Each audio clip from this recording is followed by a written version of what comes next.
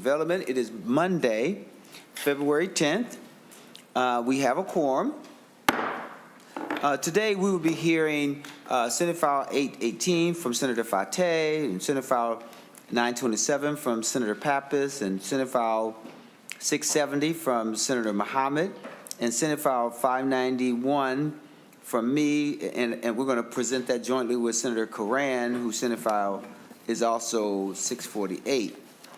And then we're also going to hear Senate File 798 and Senate File 869 from Senator Putnam. Now, members, and this is also to the audience, as you can see that we have a full agenda today, so we'll be limiting all testifiers to 2 minutes. The only one who can go more than 2 minutes is the senator. The senator can take as much time as they need. This 2-minute limitation on testifiers was posted on the committee website, and it's my understanding that all testifiers have been made aware of this in advance. Some people ask me the question why. One is because we think that each testifier should build their support or argument or presentation on each other.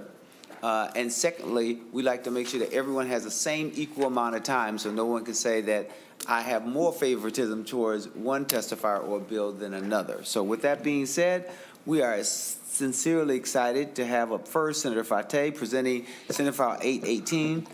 So, Senator, welcome, and identify yourself for the record and go from there. Senator Fateh. Thank you, Mr. Chair and members of the committee. I'm excited to be here today to present SF 818, which is a bill for the Block Builders Foundation. This is a group that came in front of this committee last year as well, and has since utilized the money given to them by this committee to do great work in the community.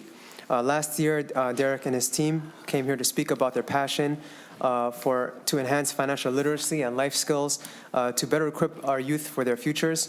And since then, they have worked hard to enroll and serve dozens of youth in their intensive 12-week program. The work of block builders has been valuable and is already making a long-lasting impact in the community. Whether students want help in their job search, identifying their strengths or potential careers, they know they have a place with the Block Builders Foundation. Thank you, Mr. Chair, and with that, I'll pass it to our first testifier, Mr. Derek Spencer. Mr. Spencer, if you identify yourself for the record and give us your 2 minutes of testimony. Thank you, Mr. Chairman. Hello, I'm Derek Spencer, Executive Director of Block Builders Foundation, and our mission is to help young people build brighter, financially secure futures by equipping them with essential financial and life skills. In 2024, we celebrated some key milestones. We expanded our programs to serve 40 youth, strengthened partnerships with community organizations, and successfully launched our 12-week financial literacy program. This program is designed to provide a comprehensive hands-on approach to financial education that helps participants develop real-world skills. The first half of our program covers core financial principles like budgeting, saving, and understanding debt and credit. The second half is focused on applying these skills to real-life scenarios. Participants work on career exploration, job preparation, and financial management in the context of employment and entrepreneurship. They also explore how to network and seek mentorship to support their financial and career goals. This focus on practical application helps participants not only manage their finances, but also dream bigger and create opportunities for growth. I'm excited to introduce Ebony Sampson of Get Money Knowledge, who developed the content for the first part of our program. Ebony, thank you for joining us. Thank you so very much. And we will go to your next testifier, Senator Fateh, and then we'll ask some questions if you're okay with that at the end. Absolutely. Who's going to be your next testifier? Ms. Ebony Sampson. All right, Ebony Sampson, if you'd be so kind as to identify yourself for the record and give us your 2 minutes of testimony. Thank you so much. Thank you, Chairman. Thank you, Senator. My name is Ebony Sampson. I am a personal finance literacy coach and trainer. I earned a bachelor's degree in finance from Howard University and a law degree from Georgetown Law Center. For the past 10 years, I've worked in finance for several large companies, including locally. I have worked as a content creator for Target's Corporation's African American Employee Resource Group, specific initiative for building wealth. I started GMK, Get Money Knowledge, because I have a passion for personal finance literacy. Financial literacy is more important than ever. Studies show that many young people face significant challenges when it comes to managing debt, building savings, and planning for their future. According to the Ramsey Solutions 2023 survey, 88% of U.S. adults said high school did not leave them fully prepared to how to handle money in the real world, and 3 out of 4 U.S. adults said that in the years after high school, they often or sometimes felt stressed because of money. This might be because the average American carries over $10,000 in credit card debt. Our children need financial guidance. The custom program that I developed for Block Builders was designed to address these issues by covering 6 key areas of financial literacy topics: budgeting, savings, how and where to bank, credit management, debt management, and frameworks for financial decision-making. These topics give participants the tools they need to make informed financial decisions and set them on a pathway towards financial independence. What I'm most proud of is that the content is packaged in a way that engages the students by meeting them where they are. Thank you for allowing me to share. Thank you so very much. Senator Fateh, who's going to be your next testifier? I believe it's Rory. Amira will be the next one. I'm sorry. Okay, thank you.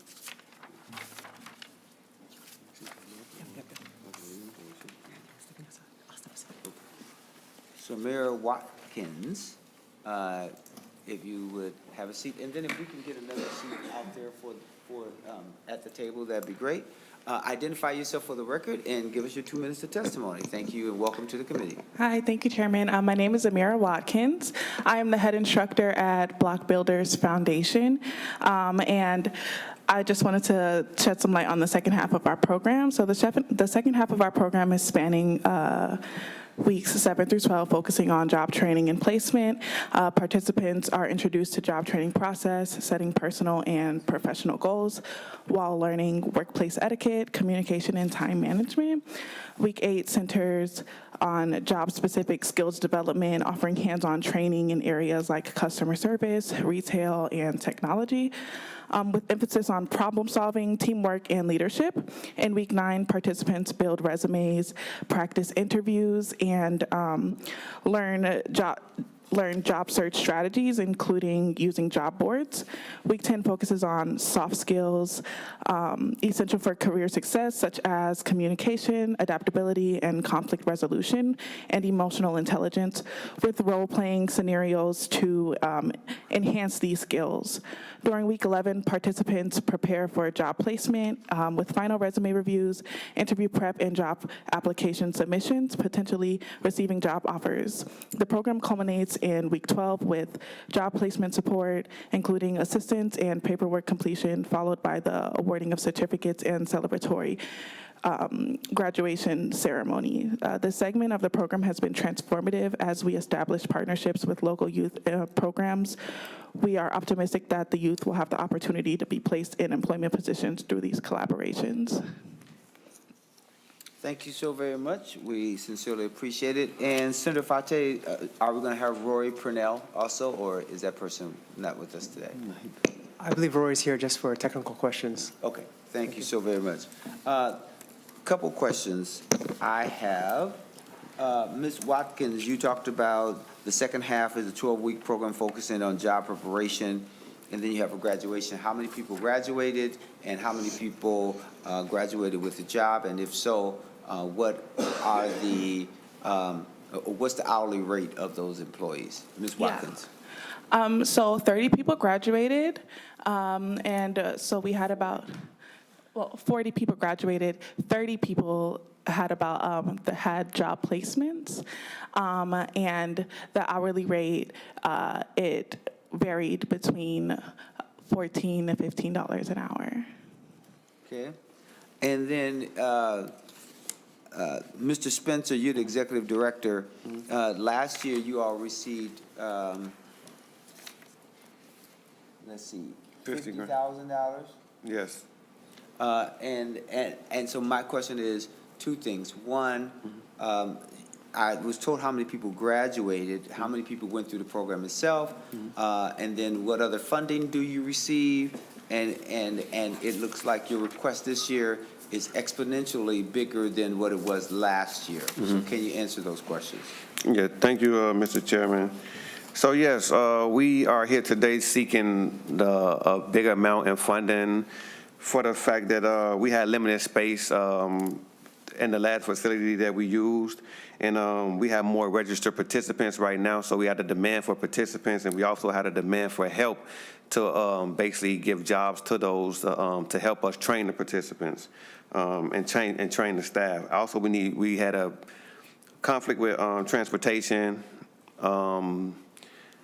so we need to merge with some transportation group, maybe purchase some vans to help the kids get back and forth to the program, because that was one of our major issues with the conflict of the program. And then you said you have registered participants. How many registered participants do you have? Well, for the last program, we had around 70 participants, but we was only able to do 40 participants because of the small space of the class and the funding. So we do $500 stipends out to every participant that graduates the class. So 20 grand of the funding went to stipends to every participant that graduated and got a ceremony that move on with their future goals. Any other questions from the committee? Senator Pop. Thank you, Chair Champion. So a few questions. First one is, how long has your organization been doing this work? And what cities do you primarily work in? I guess you're a new organization to me, so I don't know a lot about your work. I'd love to know a little bit more. Mr. Spencer. Yes, thank you, Senator. Could you repeat the question one more time, please? Sure. Senator Pop. Thank you, Chair. How long has your organization been doing this work, and what cities do you primarily work in? Okay. Thank you, Mr. Senator. Spencer. Thank you, Senator Chairman. We work in the South Minneapolis, North Minneapolis area, and we've been on since 2023. We've been established. Okay. Any follow-up, Senator Pop? Yes. Senator Pop. I'm wondering for the program, for the dollars you're asking for your program, is it just to be used for programming in 2026, or is it for multiple years? Mr. Spencer. Multiple years. Senator Pop. Thank you, Chair. I love the goals that you have for this program. As someone who represents Brooklyn Park, Brooklyn Center, and Osseo, one of our most diverse district in the state of Minnesota, we know that our youth needs a lot of investment. Yes. And when we invest in our youth, we really do invest in our future. Yeah. So thank you for the good work that you do. Thank you. And I look forward to knowing a little bit more about the work that you do and looking at this bill further. Thank you. So, Mr. Spencer, I asked a question earlier, like, if you could tell us who your funders are, number one, and I did ask you about the number of registered participants. But the third question, and I hope that you will answer all three of these questions, is with such a large ask, how many other participants are you projecting to have graduate from the program and get jobs? Well, we project over 200. Over 200, 40 per quarter. 40 per quarter? Yeah, we did 40 in this last one with 50,000. So to your first question, the funding is community based. The funding is community based from all the business owners, family and friends. You know, we should be honest with you, we scrambled to put the funding together in the first time, because it was our first funding, and, you know, we had to get familiar with the system and how everything worked. So it was all friends and family and community-based funding. And did you have a contract with Deed? Yes. And then, based on your contract with Deed, what did you all set as the goals around how many young people or people you were going to get to become a part of your program, and then those that will graduate from your program? What's the goals that you all agreed to, if you remember? The particular goals we agreed to was get them through this 12-week program to, when they get to the end of it, that they would know about budgeting, banking, housing, credit, all the things of financial literacy, and to get them into job placement after the fact, and merge with some of these local organizations like Emerge and Yeti and Step Up, and get them into that offers them CDLs, construction, tech, electronic, plumbing, and also entrepreneurship. So we wanted to merge with some organizations that's already offering trades, and we equip them with the financial literacy so they already be properly prepared when they get there. Senator Nelson. Oh, thank you, Mr. Chair, and thank you for the presentation. I am very supportive of your goals. I have a few more questions, and if you've answered them already, I apologize. Just answer them briefly again. And I'll give you just a couple questions to start with. One, have you filed a 990 with the IRS? Mr. Spencer. Thank you, Chairman. Thank you, Senator. No, we haven't filed one yet. We talked with the management, and they said that we didn't have to do that until we received a certain amount of funding. Okay. Senator Nelson. Oh, yes, thank you, Mr. Chair. And then also, I'm wondering, what % of your funding was from the state? So the state grant that you got last year, what % of your funding was that? Mr. Spencer. The 100% of the funding was from the state. No, outside of, how much money did you get outside the 50 grand? We raised around 14 grand outside of the 50 grand from community-based partnerships and businesses and family and friends. Okay. Senator Nelson. Thank you, Mr. Chair. So I'm not, just kind of run through those numbers for me. Well, what was your total operating expense last year? Mr. Spencer. Thank you, Chairman. Thank you, Senator. Total operating expense, I don't have the numbers in front of me, but we submitted all that to DEED. We submitted our quarterly narrative report, and all those numbers are in DEED right now. Senator Nelson. Thank you. You know, I understand the hesitancy to quote numbers without having them in front of you. Yes. I certainly understand that. I think that's something that I would really like to see is I don't know if you've had a financial audit, but I think it's very important as we start up new programs that we make sure that it's very transparent how that money is being spent, how much is from the public purse, how much have you raised from others. So there's that side of, I think, doing our due diligence. And then on the other part of the equation, and I know you started to speak to this too, is the results. And how did you measure those outcomes? And so maybe you can talk a little bit about that, and then I just have one final question after that, Mr. Chair. Spencer, to the question. Mira kind of controlled that part of the outcome with the participants. I'm gonna have her explain that to you. Ms. Watkins, if you would identify yourself for the record, and if you would be so kind as to answer the question. Thank you, Chairman. I'm Amira Watkins. I'm the head instructor of the program for Block Builders Foundation. And the way that we measured the outcome was pretty much through our graduation ceremony and the certificates that were put out. And so that's the answer to your question, Senator. Senator Nelson. And then, thank you, Mr. Chair.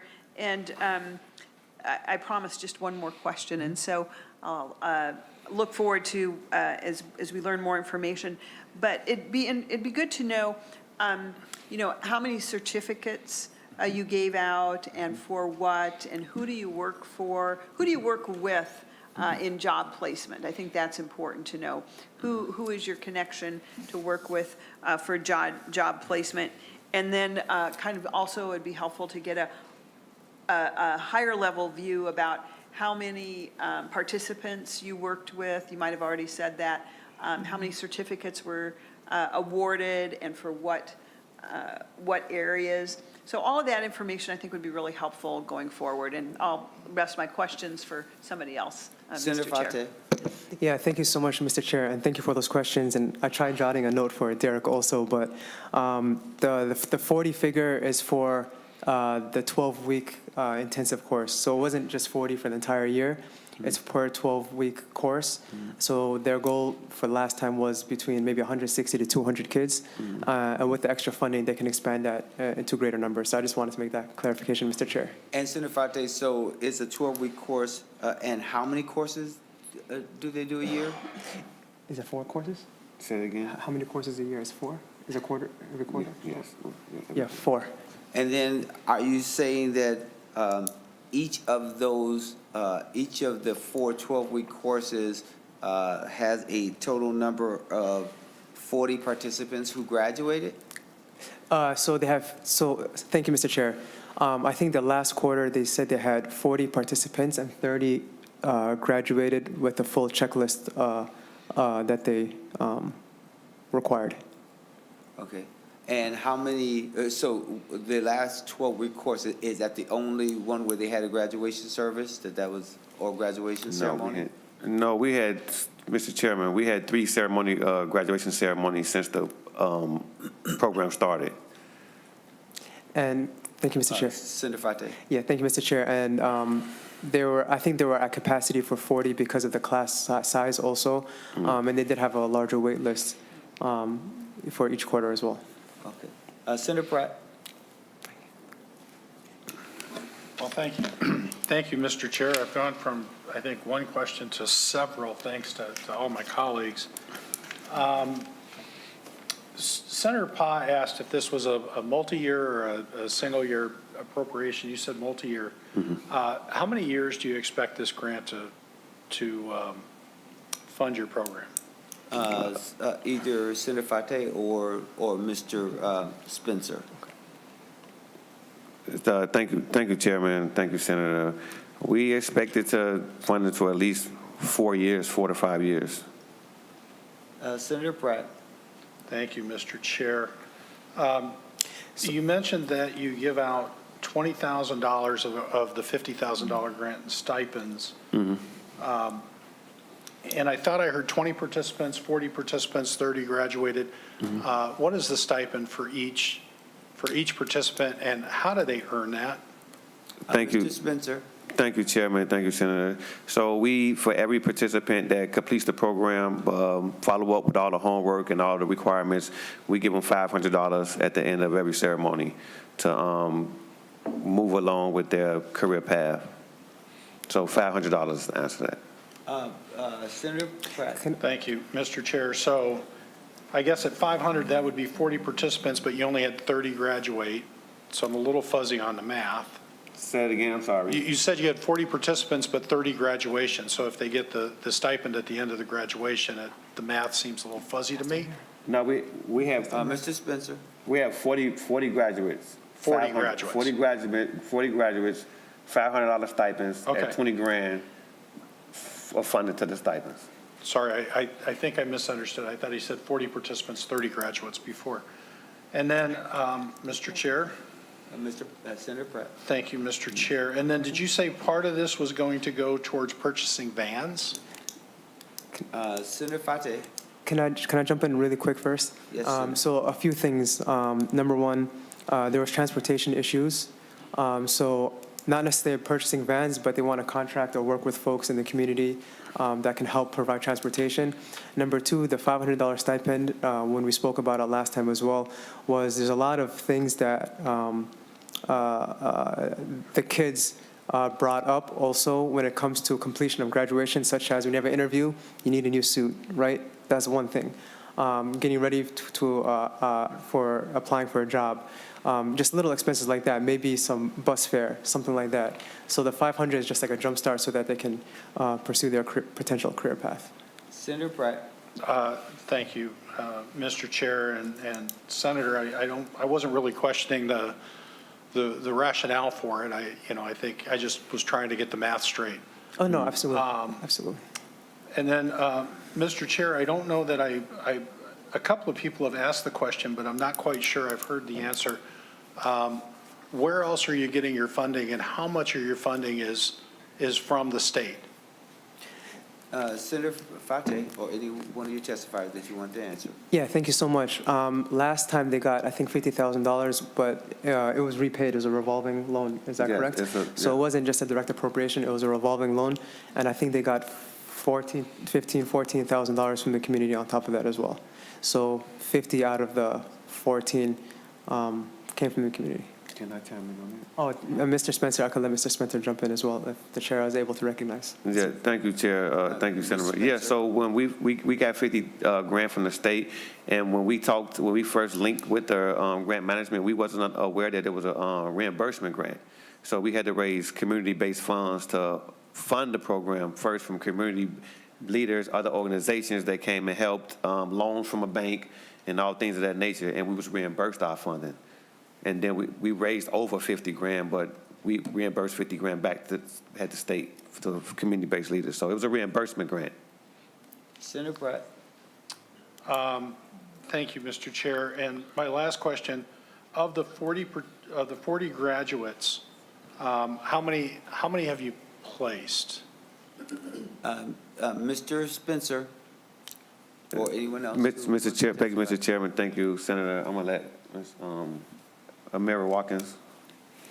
Ms. Watkins, if you identify yourself for the record. Yeah, thank you, Mr. Chair. My name's Amira Watkins. I'm the head instructor for Block Builders Foundation. So we had 40 participants graduated and 30 were placed with jobs. So that's where you got the number 30 Mr. mixed up, Spencer. sorry. Mr. Chairman, I'm sorry. Mr. Chairman, Senator, that's where you got the number 30 misplaced. We have 40 participants graduate, and 30 was placed in job placement. That's where the number 30 came from. Senator Pratt. Yeah, thank you, Mr. Chair, and thank you for clarifying that. The numbers are flying around pretty quick, and as Senator Champion knows, I am kind of a numbers nerd, so I try to copy them down as quickly as possible. You know, Mr. Chair, I think, you know, we've had lots of discussions around here about the importance of financial literacy, understanding how banks work, how insurance works. I think it's a necessary program.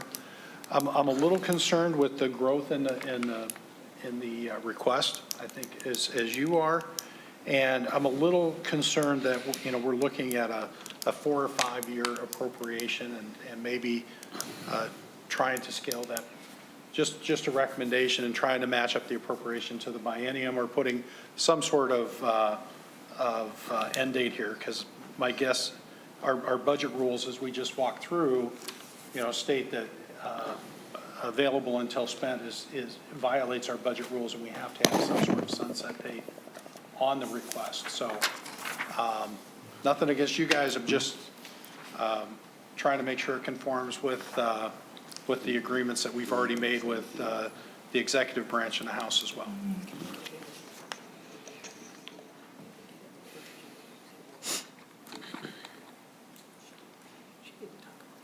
Ms. Nomer. Mr. Chair and members, one solution maybe to this is to have, as Senator Pratt suggested, a date in the language, so something to the extent of this appropriation is a one-time appropriation and isn't available until, you know, a certain year, and that might give the, that would fall within the budget rules and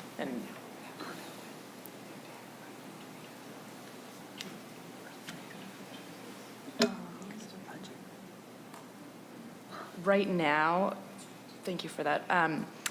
Mr. Chair and members, as the language reads right now, this appropriation would only be available until the end of fiscal year 2026, which would be June 30th of 2026, so only a year out. So if you'd like the funds available for longer than that, then that's language I'd recommend is something along the lines of extending the availability of the funds. Any other questions? And remember, members, this bill will just be laid over for possible inclusion, so no decisions have to be made today. Senator Draheim. Thank you. And a council question. This is a grant, right, not a loan. Okay, thank you. And then to the testifiers, the financial literacy has been something that I've pushed, and we are gaining with our K-12 program. So thank you for working on that. It's very important. Mm-hmm. You know, I heard about, you know, renter's credit and stuff. Are you also broaching, what an amortization schedule is with purchasing a home and what insurance and health insurance and compound debt, Okay. compound interest, et cetera. So in the curriculum that thank you, Mr. Chairman, Senator. Ebony Sampson, independent contractor for block builders, who worked on the curriculum for the first round of financial literacy education. In the first instance of the program, we did not go into many of the topics that you just named. In my professional opinion, the students who participated in this first session weren't quite there yet. We focused on some more foundational topics, talking about debt and talking about credit management and the things that the students would need to understand prior to getting to some of those, I call, more intermediate or advanced level skills. Senator Ham. Can we get the average age of the students that participated in the program, or range? Ms. Sampson or Mr. Spencer? Thank you, Chairman. Thank you, Senator. Yes, between the ages of 13 to 19. Thank you. Members, seeing no further questions, before we lay it over for possible inclusion, we'll give Senator Fateh closing comments. Yes, thank you all so much. Thank you, Mr. Chair, and thank you, members of the committee, for hearing this bill. And I hope the block builders can once again earn your support. They're doing great work and much needed work in the community, and hope that they can continue their success and build upon it. So thank you. Thank you, Senator Fateh. Thank you to all the testifiers. We sincerely appreciate you being here and answering questions for us. Should we need some additional information, we'll certainly reach out. Thank you so very much. Thank you. We'll now go to Senate File 927. Senator Pappas, I did see you sneak in here. Senate File 818 will be laid over for possible inclusion.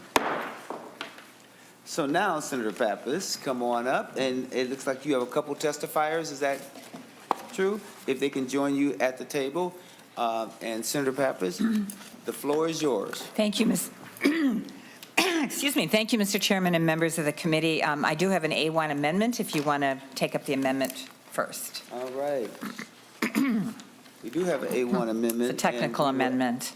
And this is your first stop, is that correct? Yes. So Senator Mohamed moves adoption of the A1 amendment. So moved. Any discussion on the motion? Seeing none, all in favor say aye.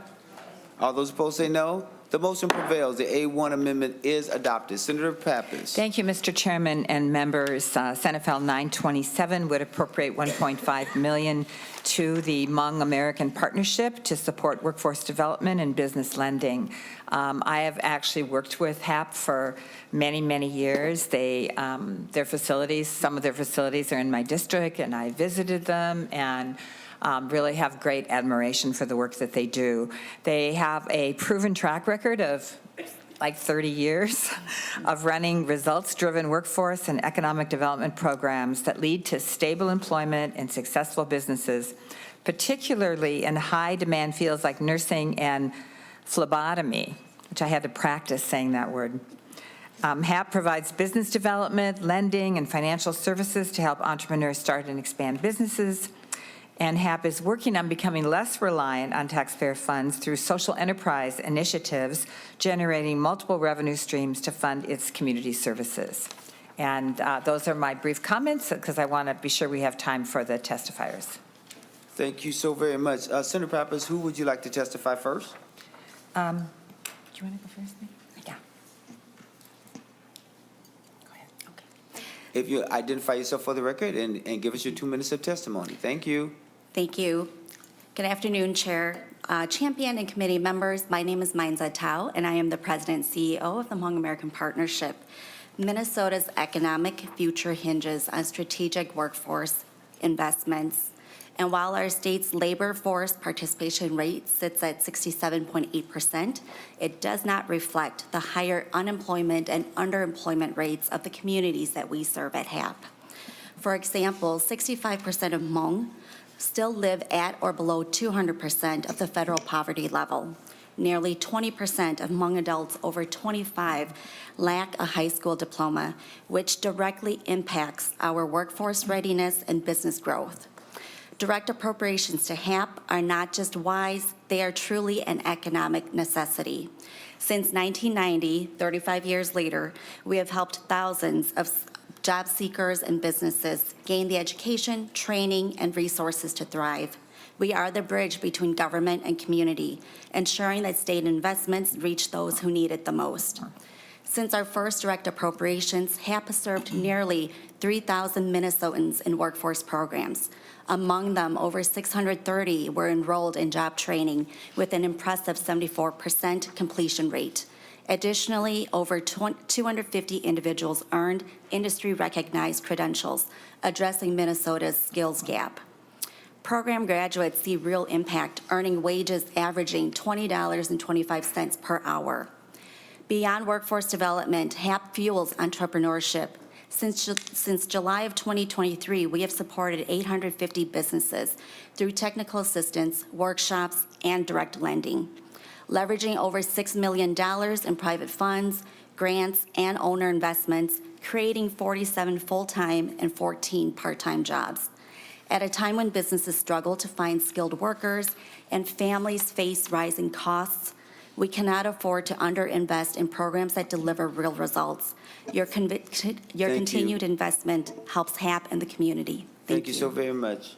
And we're going to let both of your testifiers testify, and then we'll have some questions, if that's okay, Senator Pappas? Yes. All right. To the next testifier, if you would identify yourself for the record and give us your 2 minutes of testimony, and welcome to the committee. Thank you. Chair Champion and committee member, my name is Mo Chang, and I'm the owner and president of Most Tropical Market and Most Tropical Wholesale. My story and the success of my businesses would not be possible without the support organization like HAP. And that is why I'm here today to talk about the importance of continued state investment. My journey started with a dream inspired by my parents who sold vegetable and produce at the Minneapolis Farmers Market after coming to the U.S. as a refugee. I want to build on the legacy, and in 2019, I opened Mo's Tropical Market, specialized in tropical fruits and vegetables. The community response was incredible. We quickly outgrew our space, and I knew we had the potential to expand into wholesale, bringing even more diverse and affordable produce to our community. By expanding a business, especially to the scale I envision, taking significant investment, that's where HAP step in. They understand my vision and the potential for job creation, community impact. They went above and beyond, exceeding their usual lending limit to invest in $100,000 toward the Most Tropical Wholesale. This crucial support, combination with funding from others, allowed me to secure a 28,000 square foot facility, making my wholesale dream a reality. Today, Most Tropical Wholesale opened a cash and carry wholesaler open to everyone. We're providing access to fresh, healthy produce, supporting local farmers, and creating jobs. Between both my location, I am proud to tell you that I employ over 75 people, serving over 500 businesses. This growth, this opportunity was made possible by partners like Hmong American Partnership. They didn't just give me a loan, they gave me the confidence and resources to scale my business and contribute to the economic of our community. There are so many other entrepreneurs, especially in the Hmong community. And Thank you. There's the time. Okay, thank you. Your time is up, but I'll give you that last sentence. So if you could say one last sentence, what would it be? Because we have to go to questions. Yeah, without Hmong American Partnership, we would not be here. Thank you very much. Thank you, thank you, thank you to all your testifiers. Any questions for the testifiers? Any testifiers? Questions for the testifier. Senator Pa. Thank you, Chair Champion. So if you can talk a little bit about your workforce development program there, how many people you've served in the last year? Were you looking to, how many people do you think you'll serve in this upcoming year with this fund is your proposal? Who would like to testify? Who would like to provide the answer? Okay, there you go, Ms. Dow. Thank you, Chair. Thank you, Senator Pa, for your question. With this new request, we are looking at serving 100 workforce development students. In the past, with our previous direct appropriation, we are serving 400 students, which was exactly what we projected when we came to the state last. And of those 400, I can break down the number of credentialed. We have 400 that are enrolled. We have 280 enrolled in training. We have 160 to date, and we still have through June, but to date, we have 168 that will be completing training, 400 students who received work readiness, and 126 who have received total certificates and credentials that are attained. And Senator Pa for any follow-up. Thank you, Chair. If you don't receive this grant, what other grant sources do you have for that program? Because this is a large amount, and I would assume that this is kind of a bulk of what your program is using in funds to do this program. But if you weren't able to receive this, what does that mean for your program? Ms. Dow. Thank you. Chair Champion, committee members, and Senator Pa, the 100 students to be served, that is for strictly for the workforce development programs. We are looking at serving businesses as well, and that would be another 400 businesses for the total direct appropriation ask. Having said that, we have, as Senator Pappas had explained in the beginning, we have worked very hard over the years for HAP to become self-sufficient. Almost 40% of our revenue streams come from our social enterprises. About 30% of our budget comes from state dollars through grants and or direct appropriations. And then the remaining 30% come from private funding. And so we are very cognizant that we do not rely solely on state dollars, and so we have been working hard to continue to grow our social enterprise dollars as well as private foundation dollars. Any other questions? Senator Pa. Last comment, actually, Chair. Thank you so much for sharing that information. I know that HAP has been around for a very long time. And one thing that I'm always glad about specifically this organization is how it has positioned itself so that it can not only, of course, it needs funding, but it can also supplement it with other sources. And so that's great because that gives it more stability and it helps our community in the programs that you provided. I have seen HAP do great work for over 20 plus years that I have known HAP. And so I know that your organization does especially great in this area of workforce development. And me as a Hmong person, as someone who has seen refugees and immigrants come to HAP for services, it is so important to have an organization that really understands their unique challenges, speaks their language, and that they really trust. Because that's really hard for immigrant and refugee communities to be able to trust organizations when they go there and know that they're really going to understand their unique challenges. And that's one of the things that HAP does so well that is very unique to your guys' superpower. So thank you. Thank you, Senator Pa. Senator Pratt. Well, thank you, Mr. Chair, and I appreciate Senator Pa's comments around the non-state funding and providing stability. I think that's really important, so thank you for those comments. Mr. Chair, I just wanted to clarify, if I recall, Hmong American Partnership got $2 million in general fund requests last year, is that correct? And that is correct. So, Mr. Chair, my question is, we're asking for $500,000 year one and $1 million in year two. Can you explain why the change in request? We don't see many people come in and ask for less money. Hold on one second. I just want to clarify how much that they got and from which fund. I think you're right, because there was also, it appears $600,000 was in 22-23 from the Workforce Development Fund. But we're going to. I'm sorry, how much from the Workforce Development Fund? In 22-23, it looks like $600,000. Right. But I'm going to let Ms. Nomer kind of walk us through what they've gotten up to this point and what they're asking for going forward.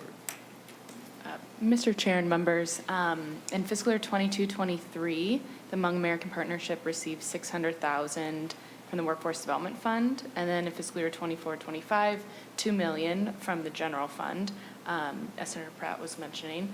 And then in this bill, as amendment, Senate File 2927, it's $1.5 million total over the fiscal year 26-27 biennium, and as Senator Pratt said, $500,000 the first year, $1 million the second year. And it would all be coming from the Workforce Development Fund, is that correct? Mr. Chair and members, yes, that is correct. All right, just so we have that clarity. Yep. So does that help? That there, Senator helps a Pratt? lot, Mr. Chair, because, my question was why the lower amount this year, but also maybe explain why we're at a higher level than we were just 2 biennia ago. All right, Ms. Dow. Thank you, Chair. Thank you, Senator Pratt, for that question. I think that we always pride ourselves at HAP that we are very good stewards of our resources, whether it's state resources or other resources that come in through our door that we are blessed to have. We have worked, Chair Champion, with you and your staff to adjust our direct appropriation from the previous direct appropriation and looking to extend that direct appropriation due to just delays when that direct appropriation was allotted to us in the last session. And so we want to be good stewards and make sure we spend down on that previous direct appropriation. We also want to make sure that we are building robustly, thoughtfully, and very intentionally, that we can actually absorb the funding that comes in. And so thus the initial $500,000 is just to continue to help us inject into our OIC, which is our workforce development arm, continue to grow out those programs, and doing so very thoughtfully in terms of staff capacity as well, the quality of our courses that we offer, and the number of partnerships that we have at the table. And Ms. Dow, before I go back to Senator Pratt, you say you want to extend what we gave the last biennium, which we gave roughly $2 million. How much of that $2 million are you asking to extend? And then why are you asking us for additional resources before you've even spent the old appropriation? Thanks, Chair, for that question. The contracts came late to us for the direct appropriation. That delayed us about 4 or 5 months' work. And so that is why we are asking for an extension. The 4 or 5 months that were delayed, really, we were not able to move anything forward. And then 4 or 5 months, but how much that, so how much of the $2 million have you all drawn down, for lack of a better phrase? To date, we have drawn down nearly half of that, $1 million, and thus wanting to just make sure that we have sufficient time now to catch up the 4 to 5 months that were delayed, wanting to use that time to catch up on the other half of that appropriation. So then, just so that I'm clear, then you would be asking for the extension of another $1 million, because there would be still $1 million left, and then you're asking on top of that $1 million for another allocation of 1.5 million, which gets us to 2.5 million that you would have to somehow spend, and that seems to be a hefty amount of money. Can you speak to that? I sure can. Thanks, Chair. The initial ask is that 500 for this current ask only comes in for fiscal year 26, so that we do have that additional 500 to start on the business side, the entrepreneurship side. The 1 million from the previous appropriation would be to spend down. And then fiscal year 27, the $1 million ask of fiscal year 27 would be a culmination of the OIC work, our workforce program work, with our entrepreneurship work.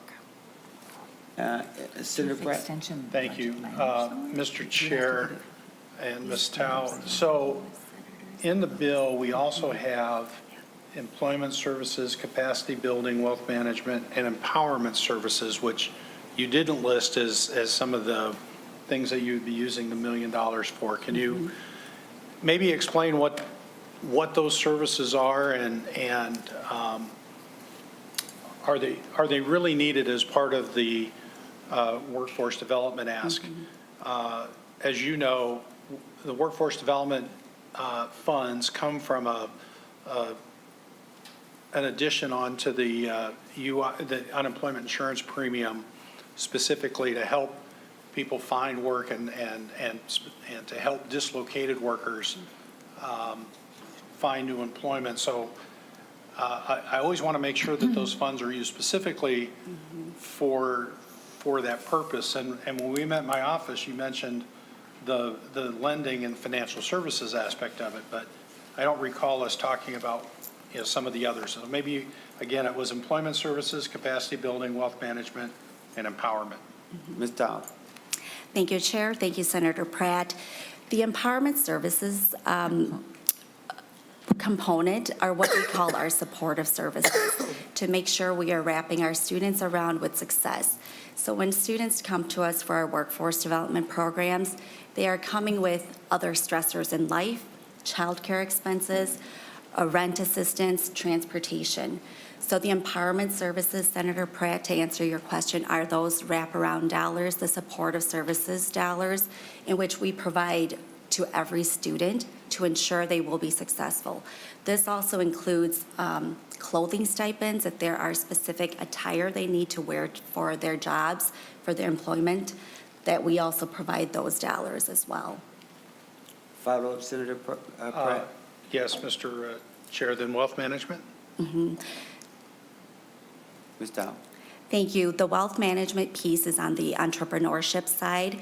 With our lending services, we currently micro-lend to small businesses. What we would like to do is to pilot a real estate lending program, which would help our communities start building wealth. That is the wealth management side of that component, Senator Pratt. Senator Pratt? Thank you, Mr. Chair. And then could you talk about capacity building, please? There are lots to talk about when we talk about capacity building. It truly is the building of the infrastructure for these programs. If we are to pilot a real estate lending program, there will have to be infrastructure built there. There will have to be professional development built there as well. And that also includes all the systems we have to have in place, such as we use specific lending software programs to manage our loan portfolio. Those are all components to the capacity building. Senator Pratt? Thank you, Mr. Chair. And then just if we could just make the budget rules conforming language as well on this one, I would appreciate it. Thank you. Ms. Dow, I have one question. Did you say real estate lending? And is that another word for acquisition? Chair, I don't know that we have actually come to that level of detail yet.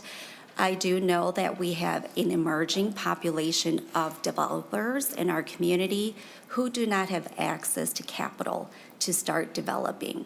And so the acquisitions may not be so much a part of the pilot yet.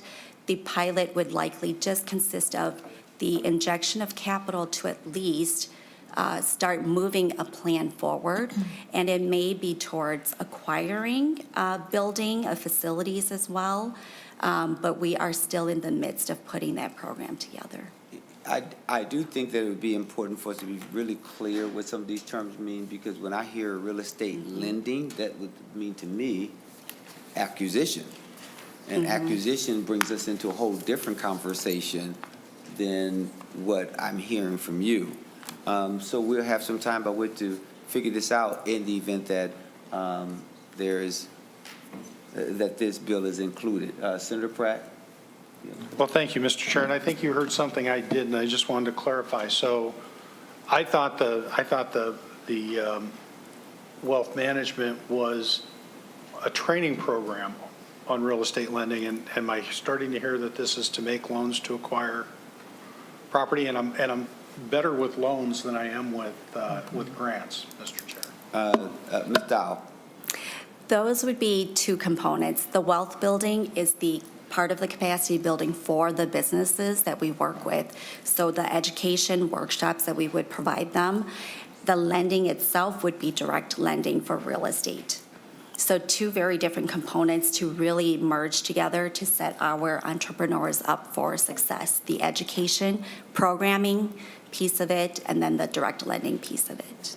And if there's direct lending, it is usually for acquisition, and therefore there has to be some conversation about first position, second position, and all the other things that go with that. That gets a little more challenging, at least the way I'm understanding it, but I can always be corrected. Senator Mohamed, did you have a question? Okay. Any other questions? All right. Senator Pappas, you get the last word, and then we will certainly come back to you if we need anything. Mr. Chairman and members, I just wanted to thank you all for a very interesting conversation. I learned a lot myself during this, and just thank you for all the support you've given HAP over many bienniums. Thank you. Thank you. And with that being said, Senate File 927 as amended will be laid over for possible inclusion. Thank you so very much. Thank you, Senator Pappas, for joining us today. We're going to now go to Senator Mohamed. Someone asked, do we have to go to Senator Mohamed? Yes, we have to go to Senator Mohamed. Senator Mohamed, as you are approaching the table, it looks like you have 3 testifiers, so if we can at least get those 3 testifiers to join you at the table, that would be great. Members, we are looking at Senate File 670. Senator Mohamed, when you prepare, you can certainly start with your testimony, and as you know, you get as much time as you need as an individual, and then your testifiers are relegated to 2 minutes each. So thank you so much. Good to see you, Senator Mohamed, on that side of the room. Thank you, Mr. Chair. It is good to be back in my favorite committee. Mr. Chair, members of the committee, before you is Senate File 670, which seeks to appropriate $2.5 million in each fiscal year of 2026 and 2027 to deed to provide grants to operate programs that provide evidence-based employment support services to persons with mental illness. This bill is about solidifying important resources for employment support for people with mental illness. Some of these Minnesotans live or work in my district. Some probably live and work in your district. This bill is about stability, purpose, and dignity. Members, as you can see from the handout in your packet, this is a critical and successful pay for performance program. It received a one-time general fund increase in 2023 of $5 million over the biennium 2024 and 2025. This one-time funding enabled the state's network of provider organizations to serve more than 1,000 Minnesotans. The challenge is that when the one-time funding goes away at the end of this fiscal year in June, the providers will have no choice but to reduce their services and leave at least several hundred Minnesotans without a job assistance. The pandemic exposed and intensified mental health struggles across our communities. More people are seeking support, and we cannot afford to reduce access to critical employment services. These are real people, our neighbors, our coworkers, family, friends who rely on this program to stay employed and move forward in life. This program connects individuals with meaningful employment, strengthening our workforce and our economy. By making this funding permanent, we provide security for both workers and employers who rely on these services. And with that, I'll hand over to my testifiers. Thank you, Mr. Chair. All right, thank you so much. And which one of your testifiers would you like to go first, Senator Mohamed? Robert Reedy. Robert Reedy will go first. All right, thank you, Mr. Reedy. If you identify yourself for the record and go forward with your 2 minutes of testimony. Good. I'm Robert Reedy, Farmington, Minnesota. Thank you, Senator Mohamed, and for being our chief sponsor, and Senators Draham, Bach, and Gustafson for being our co-authors. Chair, Champion, and members of the committee, my name is Robert Reedy with Rise Incorporated. I represent a coalition of 22 providers across Minnesota, which help individuals with mental illness find and maintain competitive employment. Before I begin, I want to make a quick clarification. In budget documents, IPS is referred to as ESP, or Employment Supports for Persons with Mental Illness.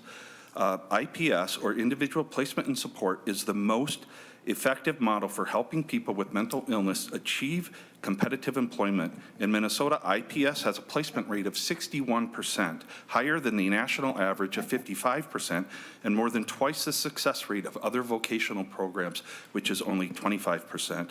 In 2023, the legislature wisely provided $2.5 million in one-time funding to prevent service cuts. However, since then, there has been confusion about whether those funds will remain available past June. Deed's own reports indicates that without continued funding, 400 people will lose IPS services.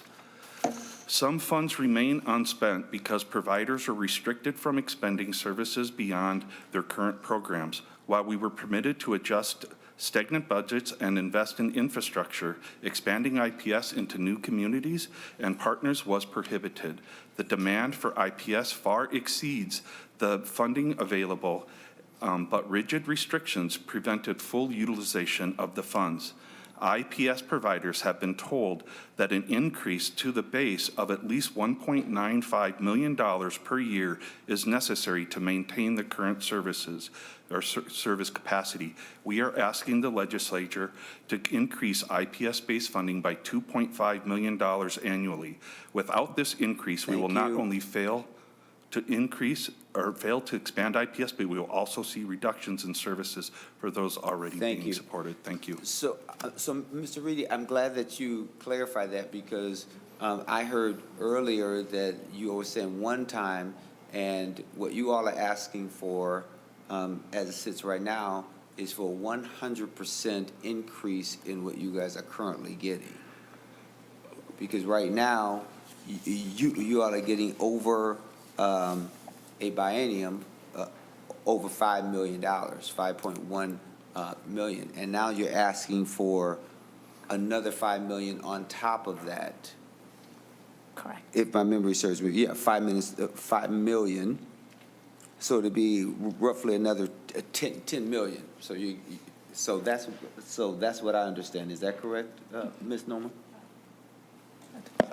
Mr. Chair and members, that's correct for fiscal year 26 and 27. And in fiscal year 24, 25 was when there was a one-time increase.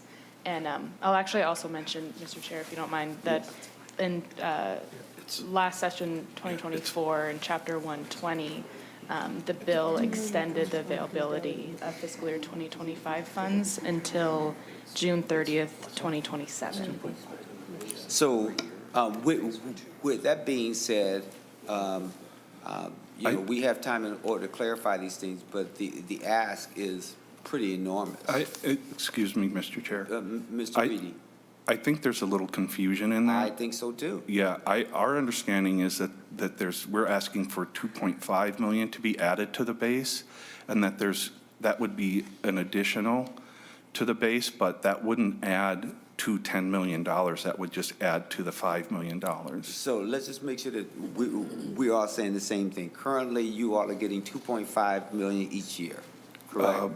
And then the additional temporary or one-time funding of 2.5 is my understanding. So the way this is written, and correct me if I'm wrong, this is the bill that we see in front of us, Senate File number 670, adds additional money to that base, and the additional money is another $5 million. So it's in 2026 and 2027. And if you look at line 1.11, it says it's added to the base and must be used to sustain current programs. So you're asking for an increase, not to increase the work, but to sustain the programming that you're already getting money for. That is my understanding and the read of your bill. Is that correct, first of all? Mr. Chair, might I answer? We're asking to replace the the short-term funding or the temporary funding with long-term funding in the base. So the temporary funding ends at the end of this biennium, and then this would allow or provide long-term funding, so our total would be $5 million. $5 million each year. Each year, or no, 2.5 million total be in the base for IPS. I might be misunderstanding you. We'll have Ms. Nomer, the finance guru, kind of walk us through this again. Yeah. Because I'm reading the bill and okay, Ms. Nomer. Mr. Chair and members, I might just walk through what has been funded in the past and then what this bill is proposing. And I think maybe where confusion is coming in is we're referring to per year and then per biennium, so Yes. it's 2 years. So I think that's where maybe we're getting a little bit confused. So I'll begin with previous funding. The base for this program, as I'll just go back, to fiscal year 22-23 was $5 million over 2 years, 22-23, or about $2.5 million a year. This program received one-time increase that we've been discussing in fiscal year 24-25. That brought the per year total up to $5 million a year, or over 24-25 up to $10 million total. And then going forward, beginning in fiscal year 26, the base per year is about 2.5 million, or 5 million over the biennium. And this bill is proposing to increase the per year funding from 2.5 million in the base to 5 million per year, or 10 million over the biennium for fiscal year 26-27. And this bill does, as the testifier mentioned, the funding proposed in Senate File 670 is an ongoing increase to the base. So going forward, the base will continue to be 5 million each year, or 10 million over the biennium if this were to be adopted. And Ms. Nomer, am I right on line 1.11 where it says this appropriation is added to the base and must be used to sustain current programs, which is not to increase the work or what is responsible, but just that ask it is to sustain current programming? Mr. Chair and members, that's a good question. I agree that on line 1.11, the funding is added to the base. The language behind sustaining current programs, and I guess it also says and expanding programs after that. So I think there's a little bit of flexibility with the funds, but maybe that's something that needs to be discussed. I'm not sure. Okay, so now that we are clear on what your ask is, Mr. Reedy, I think you had just finished testifying, is that correct? I'm sorry, I didn't hear you. You had just finished testifying, is that correct? That's correct. All right, and then Senator Mohamed, should we go to, who should we go to next? Let's go to. Mr. Chair? Hold on one second. Senator Nelson. Yep, my question is about the piece that we just discussed, and I could offer it now, or I can wait till later. You could offer it now, and Okay. then we can go to our testifier. Sure, Senator Nelson. while our mind is all in this space. Thank you, Mr. Chair. So I am looking at these lines too, 1.11 and 1.12. And so I have two questions. One is, they have to do more with definitions than exactly the amounts, but what I'd like to know is, what are the evidence-based employment support services to people with disabilities? If you could just kind of speak a little bit to that. That's in line 1.19. And then the other question, in using this additional funding in line 1.11 and 1.12, could be used to expand programs to areas of the state without an existing evidence-based employment support program. Well, which areas of the state is that? So if you could just talk about those two things. What is the program of the employment services to people with disabilities? And then two, what parts of the state don't have those type of programs? Mr. Reedy. Yes, I can answer that. So the evidence-based part of what we do, IPS, or individual placement and support is an evidence-based practice that's supported through research done by Dartmouth. So all of us apply those research practices, and so every year we go through fidelity research or fidelity studies that look at how we're doing compared to that research. So we're applied to a very high standard to maintain the quality of the services, and if we don't maintain that quality, then we're put into status where we have to improve or we lose our funding. So the state or DEED maintains a very high standard for us in this, and that's one of the reasons why our outcomes are so high. We have a 61% outcome in Minnesota for our placements versus 55% at the national level and 25% for other vocational programs in comparison for people with mental illness. So it's a very high quality program. And your other question, again, if you could repeat that. Mr. Chair? Senator Nelson? Yes. Thank you for that explanation. And it is all about high quality. We want to see those results. But my other question then is, well, what parts of the state don't have this evidence-based support? Because the legislation, the proposed legislation states that the funding could be expanded to areas of the state that don't already have this type of program. So I don't know if you have a map or or you might not have that, but what areas are we talking about that don't have this program? There is a Mr. map. Reedy. I'm sorry. Is this in their packet? There is a map, and we can provide you one, but there's also one in the packet that we provided you. If you don't have it, we'll get it for you. Thank you. But I can also say this, that right now, 44 of Minnesota's 87 counties have IPS programs in them. So we don't have full coverage in the state. And to expand, we would need more. Right now, we need about $1.95 million to maintain the current services, and the 2.5, and this is again per annum, the 2.5 would allow us to expand to uncovered areas. Thank you. Thank you, Mr. Chair. Very clear. Senator Drahan? Just real quick, Chair. Great discussion, Senator Nelson. Thank you. I was just going to point out that's part of the problem and why I think there needs to be a little more of a base funding is because we're only covering half the state. And, it's hard to find professionals, and that's part of the gap.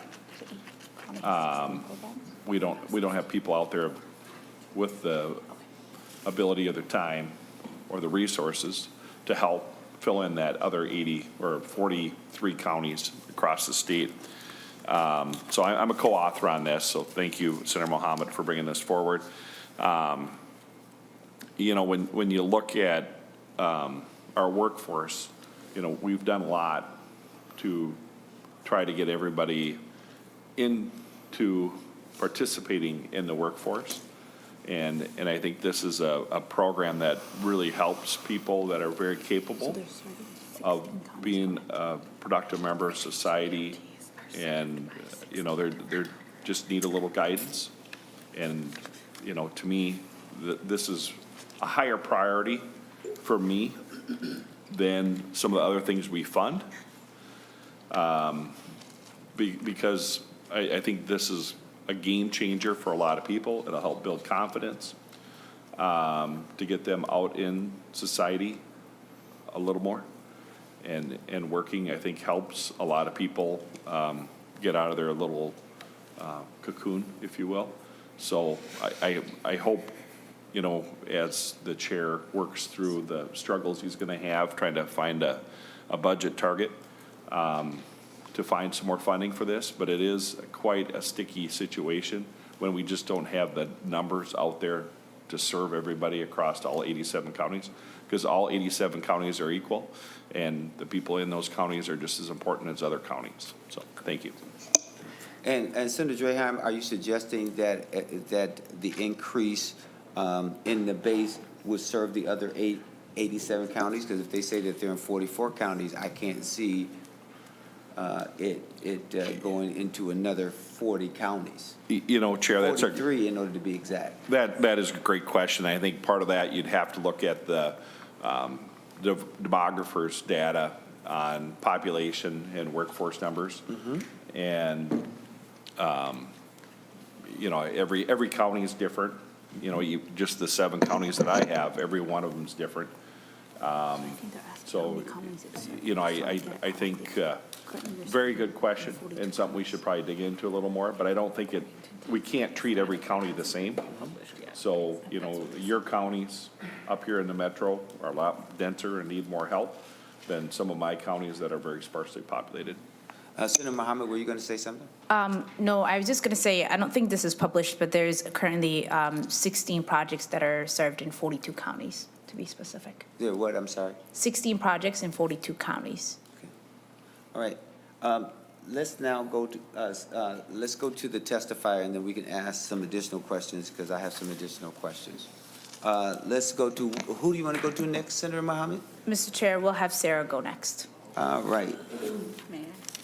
We are going to Sarah Knispel. Close. It's a silent K. Hello, Chair Champion and members. My name is Sarah Knispel. I'm the Public Policy Coordinator at NAMI, Minnesota. People with mental illnesses have the highest unemployment rate among all categories of disability, yet employment, as the Senator was just saying, provides the routine, the community, the sense of purpose, and the financial stability that people with mental illnesses need to thrive. IPS is different than other employment programs, as we've been discussing. First, providers don't wait until their participants' symptoms have completely abated. IPS starts a job search as soon as the participant says they want to work, regardless of history of substance use, hospitalizations, or homelessness, making it accessible for the most marginalized members of our community. Second, they don't place participants in just any job. IPS works with the individual to learn what they like to do, what their strengths are, and what barriers they may be experiencing. And they also work with the employer on accommodations. And perhaps most importantly, IPS integrates employment services with mental health services. Maybe someone's medications make it difficult to wake up early in the morning, so the team works together to change medications or to find a job that doesn't require an early start. And they continue collaborating after participants land a job to help them through rough patches along the way.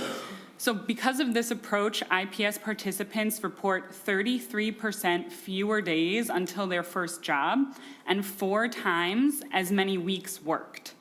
There are still many people with mental illnesses in Minnesota that have difficulty finding and keeping employment.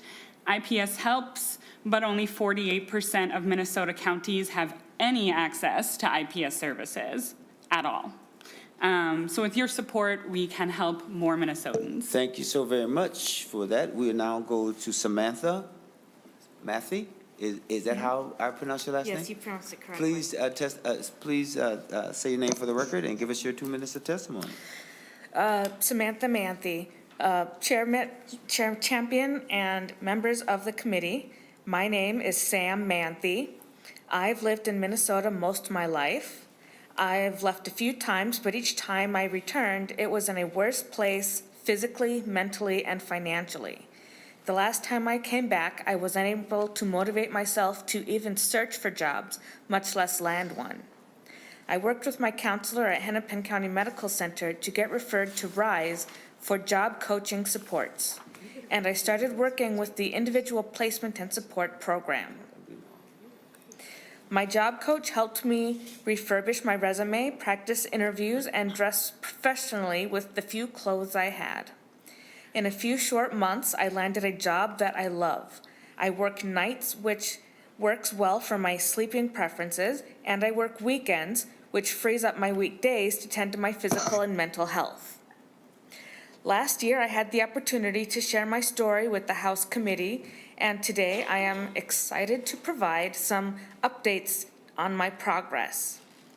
Since sharing my testimony last year, I have transitioned to working full-time at Living Well Disability Services, which has granted me enough income to move into my own apartment just a few blocks away from my work site. I still like my job even when challenges come up, because I have maintained my mental health support at Hennepin County Medical Center, and I still receive job support and coaching from RISE. These wraparound supports allow me to confidently maintain my job and keep moving forward with new goals, like improving my relationship with my coworkers, further integrating with my community, and maintaining job stability. Thanks to the ISP program, I have been able to feel more confident in my role. All right. Thank Since the last time that I spoke at the, you. am I out of time? You're out of time, but I'm gonna let you say one last thing that you're gonna say because you're out of time.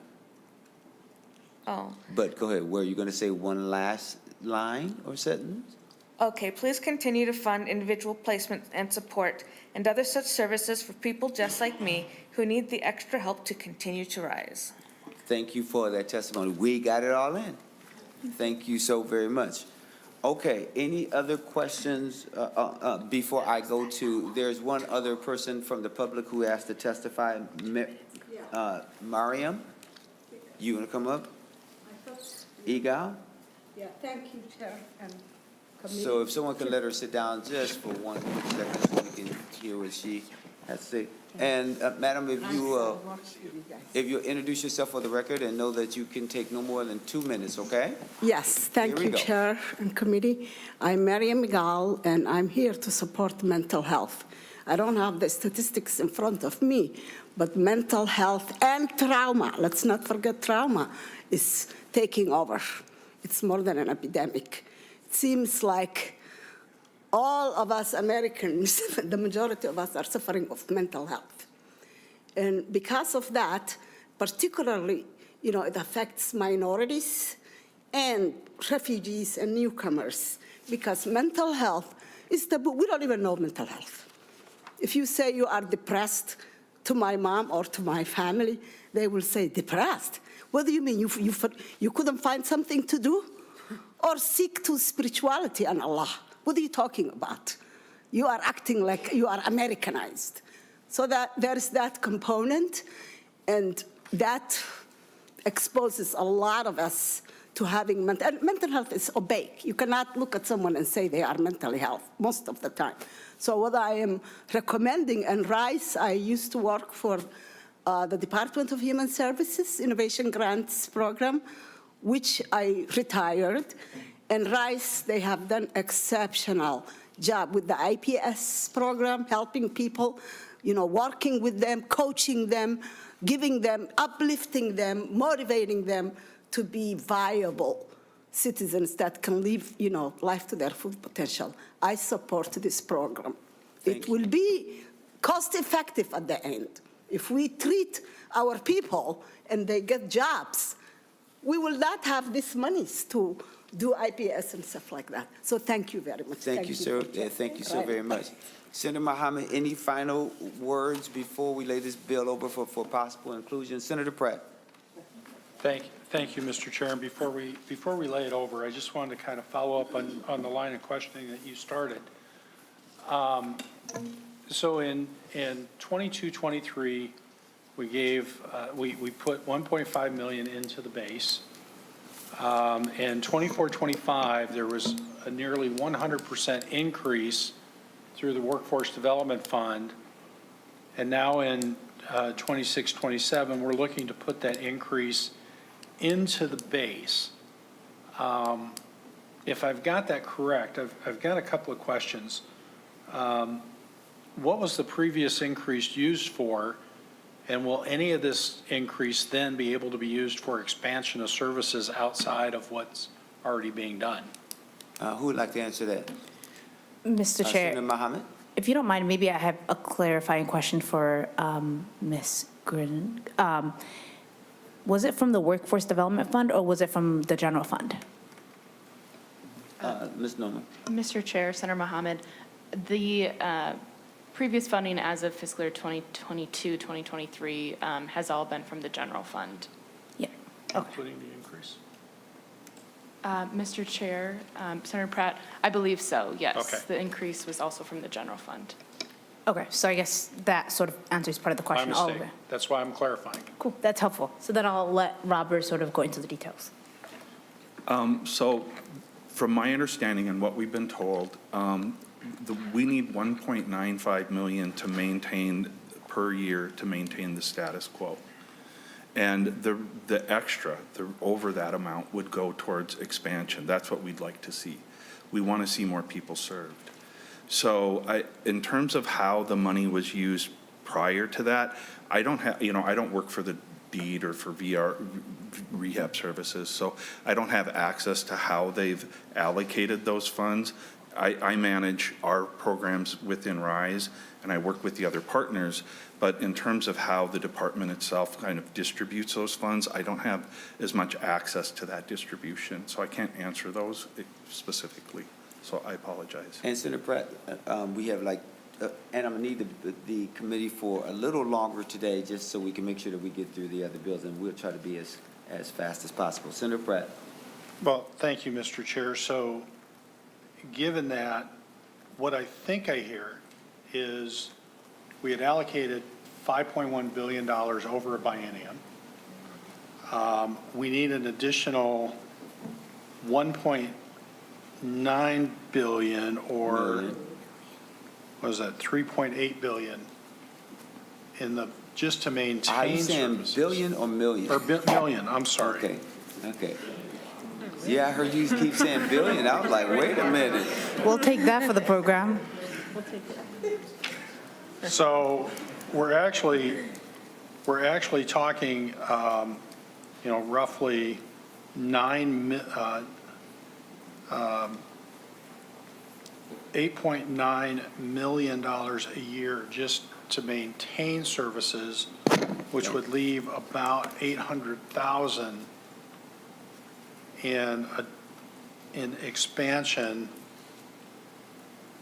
And I'm still trying to figure out why we've seen the huge increase from the 22-23 to 23-20, or I'm sorry, the 23-24 biennium to the 24-25 biennium,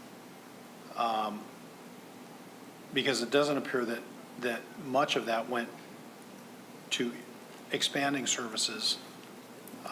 Did you lose funding somewhere else?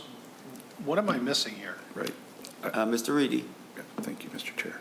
I can tell you that we went decades without any adjustments in our grants through these projects. I've been doing this since, 20 years.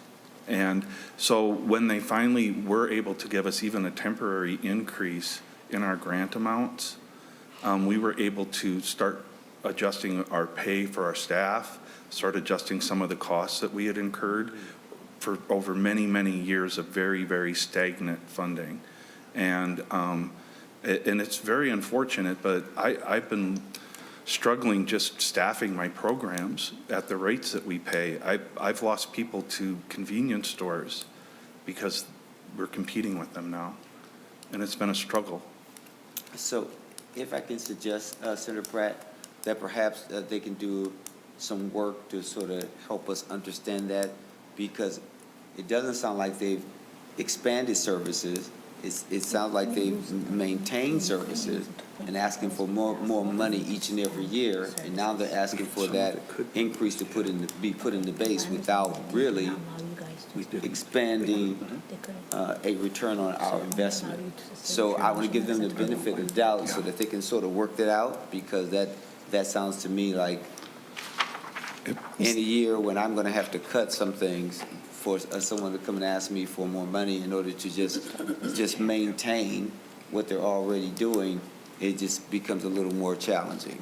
So, Mr. Reedy, we got to wrap up, and maybe your last words can be stated by Senator Mohamed, because she's the last person to sort of speak to her bill. Senator Mohamed. Yeah, sure. Maybe, Mr. Chair, I can sort of let you know that the funding that we gave last biennium, which was one-time dollars, that funding deed did not allow them to expand programs. So it was only used for current programming, and part of this is for them to be allowed to do that.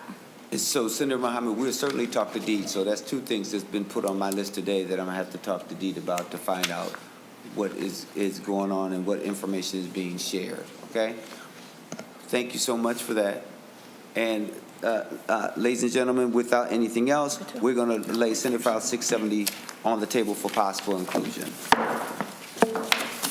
We're going to go to Senate File 591, which is also Senate File 649, and we're going to go quickly through these bills really quickly, this bill pretty quickly in order to preserve time.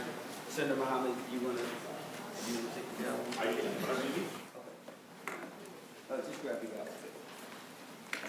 You can grab the gavel. Okay. So up next is Senate File 591, Senator Champion, and Senate File 648, Senator Koran. Chair Champion,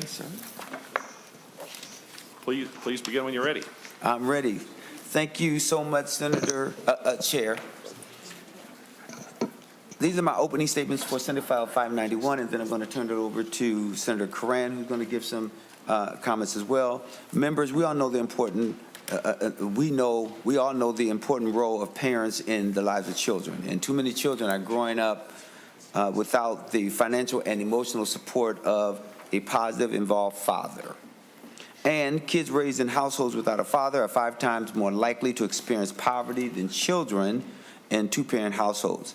The Father Project of Goodwill Easter Seal is a national model here in Minnesota with quality partners in Rochester, St. Cloud, Minneapolis, and St. Paul, who together have created a place where dads get job training, parenting skills they need in order to become an essential part of raising a healthy, happy, and secure family.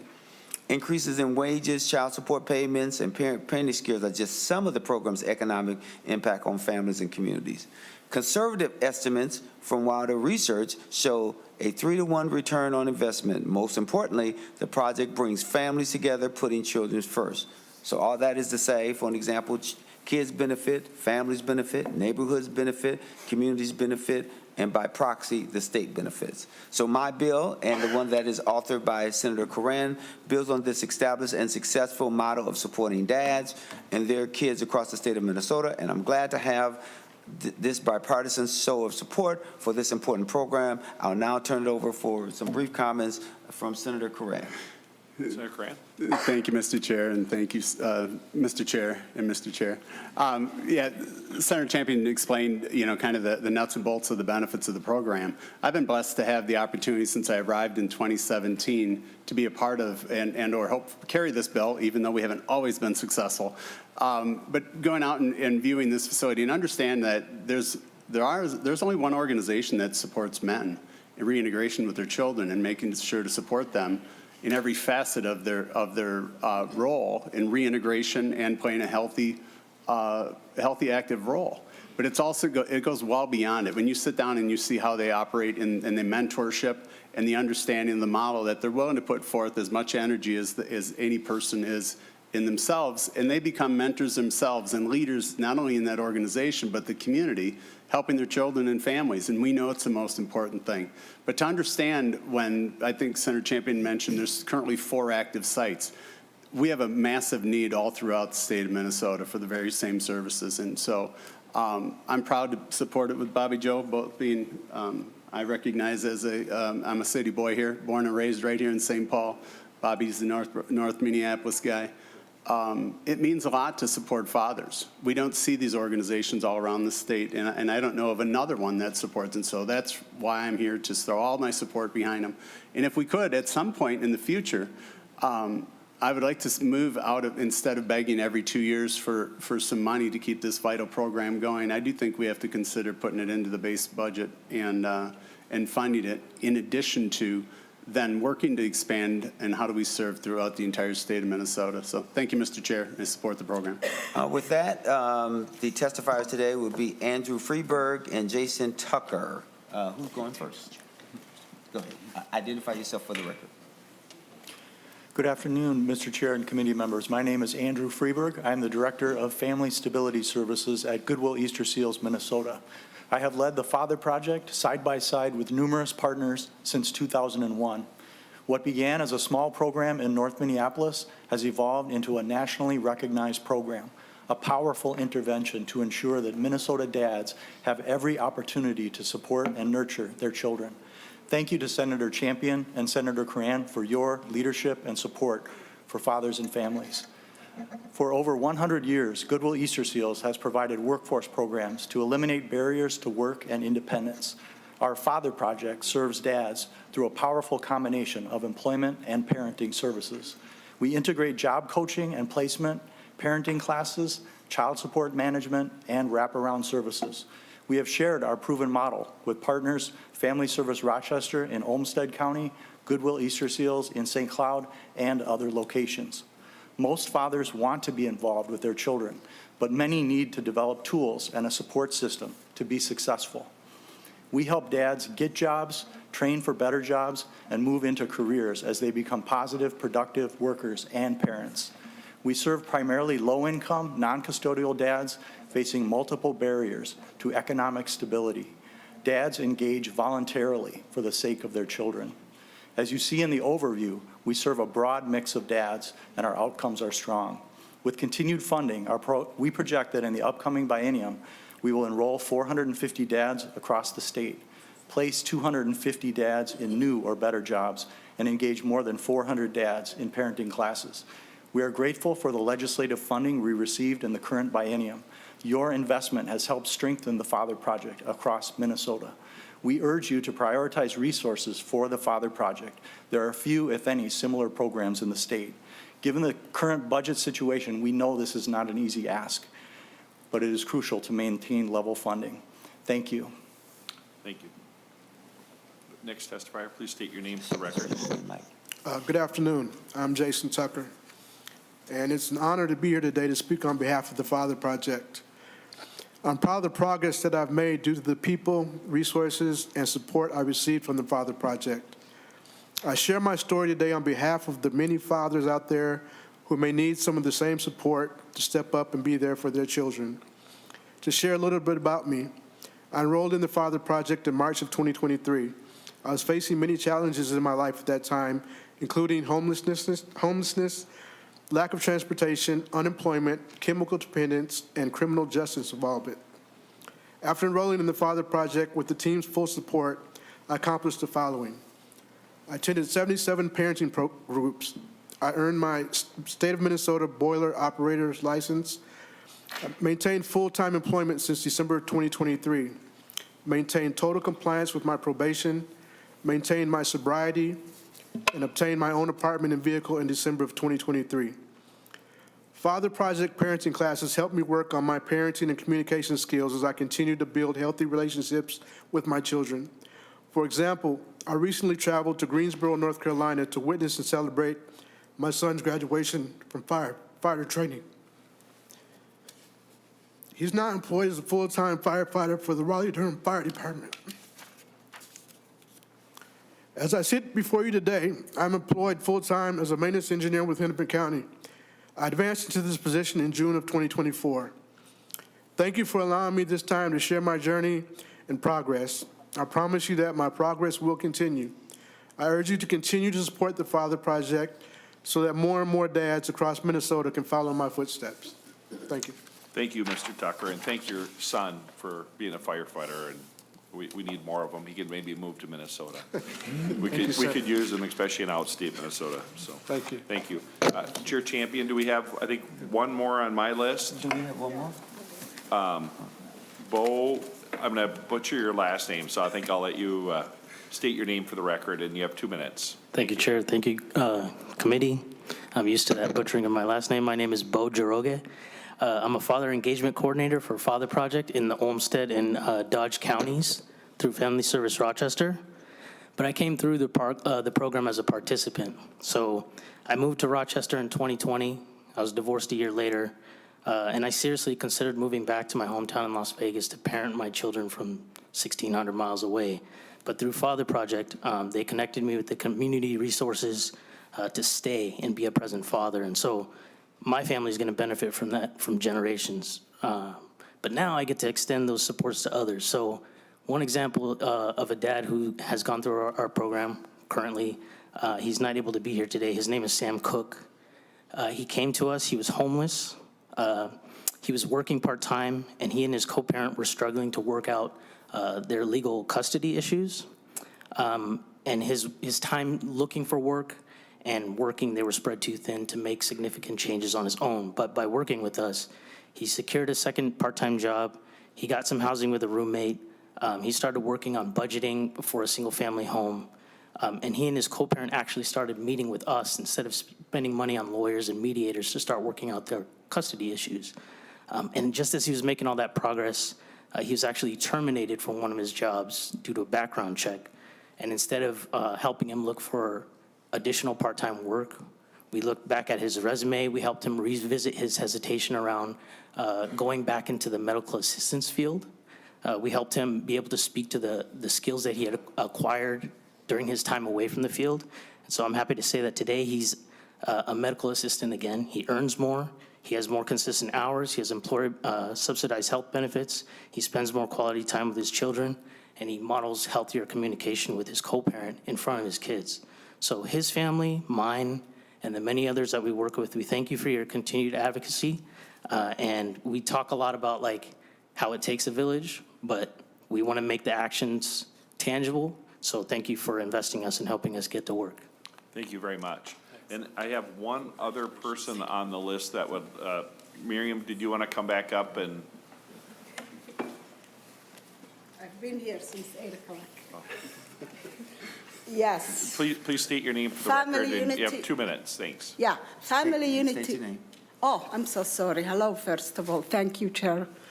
And Chair, you are Chair. Yeah, that's okay. Thank you so much. I'm Mary Miguel.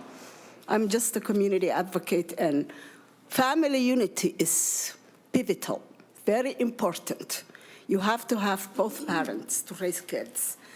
With fatherhood, and most, minority men, especially men of color, are at the bottom of the tier.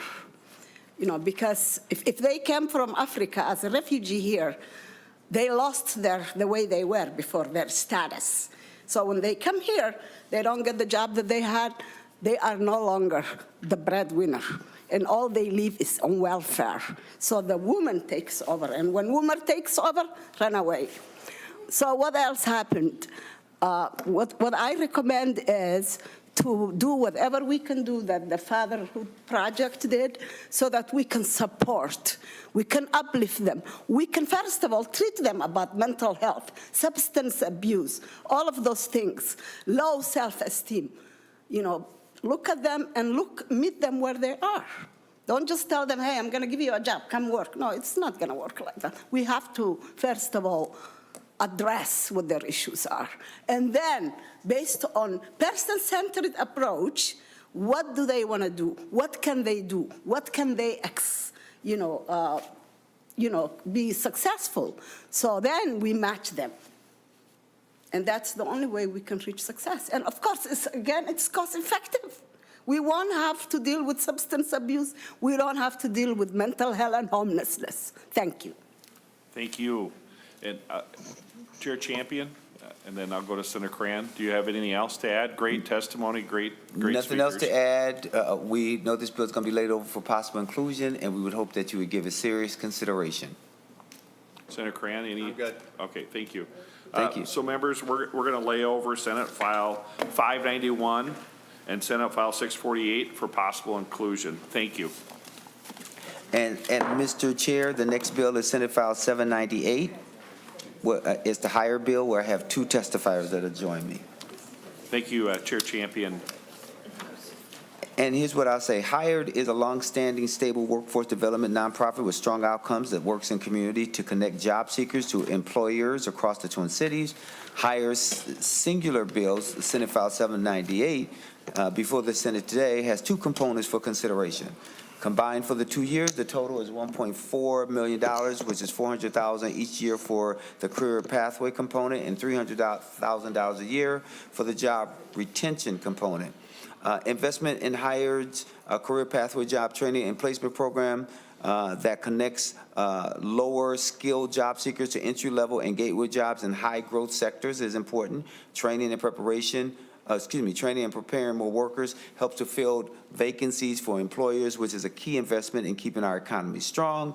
And needless to say, increase job retention by offering a continuum of employment coaching, navigation, and support services for Minnesotans with low incomes who have just landed the job that they can keep the job and thrive, makes for a stable transition to employment. And so these services will increase job retention, advancement, and career growth, which leads to stability for workers, employers, and of course, our Minnesota economy. So there is a workforce shortage, and we continue to see a mismatch between existing skills and skills in demand. So therefore, we need to invest in job training programs like Hired that help people skill up, connect to employers, and connect to families, sustaining jobs. And I have two testifiers, Jill Brecky, who's the president and CEO, and also Bill, whose last name Shepard, who's the senior distribution supervisor at Medtronic. Correct. Is that correct? That is correct. Okay, I got that part right, didn't I? You did. Okay, thank you. With that being said, if we can go to my first testifier. Thank you, Mr. Chair.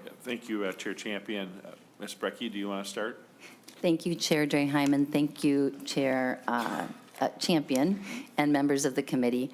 I think you did a marvelous job. I'm not sure I need to say much more. No, I'm kidding. So my name is Julie Brecky. I'm the Executive Director, President, and CEO of Hired, and I'm really thankful for your time today. Hired is a long-standing, stable workforce development nonprofit with strong outcomes. We work in community to connect job seekers to employers across the Twin Cities. We holistically support individuals through job coaching, training, and a range of holistic support services. We build trusting relationships with each person we work with, and last year we worked with 4,300 individuals. Of those, all were low income. 71% identified as people of color, and 69% were women. And more than 8,600 children were positively impacted through our family supports. Hired helped 1,250 people find a job last year with an average wage of $26.50 an hour. That's about $55,000 annually. In 2023, the Senate Jobs Committee approved Hired's first direct appropriation in support of our successful career pathway job training programs, and we're very thankful for that generous support. It was $400,000 each year over the biennium, so a total of $800,000. We've trained 105 individuals with those funds to date, actually 90 completed, and we've placed 62 people in jobs with those funds so far. That's 84% of the placement goal, which is 74 individuals. With 4.5 months left of the contract ending June 30th, we anticipate we'll definitely meet contract goals or exceed them. Today, I'm here to respectfully request your support for Hired's bill, and as Senator Champion mentioned, it has two components. One is the continuation of the career pathway job training programs, which really, as you can see, does help people acquire the skills they need to be successful in today's marketplace. And it also includes fund for job retention. And what we know is after someone's worked so hard to get a job, they need help keeping it. Thank you, Senator Champion, and thank you, members of the committee, for hearing my testimony. Thank you. Mr. Shepard, please state your name for the record, and you have 2 minutes. My name is Bill Shepard. I am Distribution Supervisor for Medtronic. Thank you, Chair and Chair, for supporting this particular bill. As I mentioned, I'm a Senior Planner and Distribution Supervisor for Medtronic at our Medtronic's Energy and Component Center in Brooklyn Center, and have worked closely with Hired for the past 3 years on 2 projects, career pathways and retention. I'd like to start by quoting Angela Davis, who says, "I no longer am accepting the things I cannot change. I'm changing the things I cannot accept." My man, give me some. Changing the things I cannot accept. This quote resonates with our partner Hired, which prepares people for medical manufacturing positions and provides worker-centered retention services.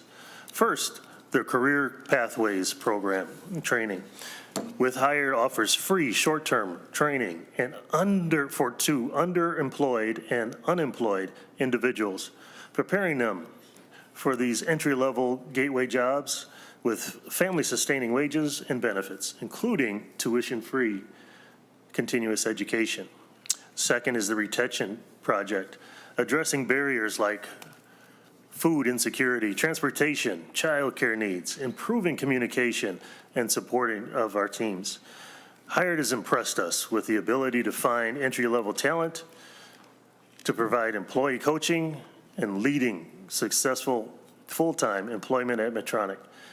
Their graduates are more job-ready and understand the job better, reducing the job training and time for our company, so reducing the amount of time it takes for individuals to be prepared. Thank you for that. Thank you, Mr. Shepherd. Members, any questions? Senator Pop. Thank you, Chair Dryham. Just one question. Did Hired get any appropriations in the last 2 biennium by chance? Senator Champion, do you want to answer that, or do you? Yes, they did get an appropriation. I think the last biennium, they got $400,000, if my memory serves me correctly, each year of the biennium. So it was $800,000. Follow-up? Nope, that's it. Okay. Thank you. Any other questions? Senator Mohamed. Maybe you mentioned this. How many people did they serve with that $800,000?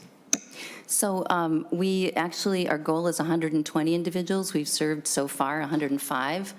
90 people have completed, and 62 people have actually gained employment. We have 4.5 months left of the contract, and we're convinced we'll be achieving our goals. Senator Mohamed, any? That's all. Okay, thank you. Senator Pratt? Good, okay. Any other questions, members? Senator Champion, any following or closing statement? No, just that we're laid over for possible inclusion, and when the time comes, we hope to get the support from the committee. Thank you. Testifiers, thank you. Senator Champion, Senate File 798 is laid over for possible inclusion. Members, up next, we have Senator Putnam's Senate File 869.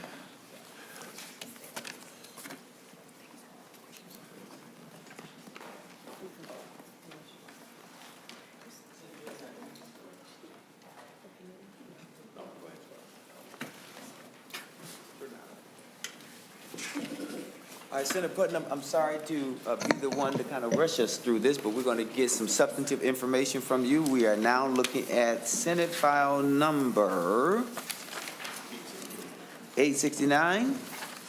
And so, Senator Putnam, if you would go forward with your testimony, and then you can hand it off to whichever of your testifiers you want to go first. Thank you, and welcome. Thanks very much, Mr. Chair. First off, I'm very grateful to be back amongst you. I've missed the Jobs Committee tremendously. So I'm glad to have an opportunity to visit with you again about something as important as the as the Big Brothers Big Sisters program in Minnesota. So given that we are crunched for time, I'm just going to kind of leave it at that, Mr. Chair, if that's acceptable to you.